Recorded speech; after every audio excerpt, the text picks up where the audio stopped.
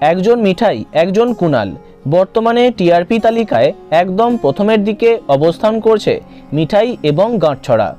এই দুই ধারাবাহিকের প্রধান চরিত্রে তাদের দেখা যাচ্ছে। হ্যাঁ, আমরা কথা বলছি অভিনেত্রী সৌমিত্রিষা কুণ্ডু এবং অভিনেতা রিয়াজ লস্করের বিষয়ে। টেলিপাড়াতে কান পাতলে শোনা যাচ্ছে বাস্তবে নাকি সম্পর্কে ভাঙন ধরেছে এই জনপ্রিয় তারকাদের মধ্যে। কিন্তু কেন, কি হয়েছে, তাহলে চলো জানা যাক। রিয়াজ এবং সৌমিত্রিষা অনেক আগে থেকেই ভীষণ ভালো বন্ধু। প্রেম না হলেও তাদের বন্ধুত্ব বেশ চর্চায় থেকেছে। অনেকে আবার তাদের বন্ধুত্বটাকে অন্য কিছু মনে করত, তবে সেই সব সত্যি হয়নি। তাদের বিশেষ বন্ধুত্বের নিদর্শন বহুবার পাওয়া গেছে সোশ্যাল মিডিয়াতে। কোনো মজার রিল ভিডিও হোক বা পুজোয় একসাথে ঘোরাফেরা, সব জায়গাতে তাদের একসঙ্গে দেখা যেত। তবে সম্প্রতি নাকি সেই বিশেষ বন্ধুত্ব আর নেই। হ্যাঁ, ফাটল ধরেছে তাদের বন্ধুত্বে।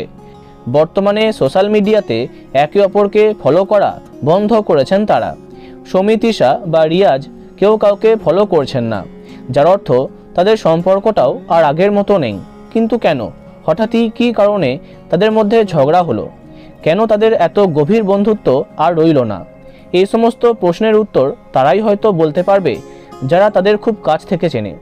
তবে তারা এখনও এই বিষয়ে কোনো মন্তব্য করেননি।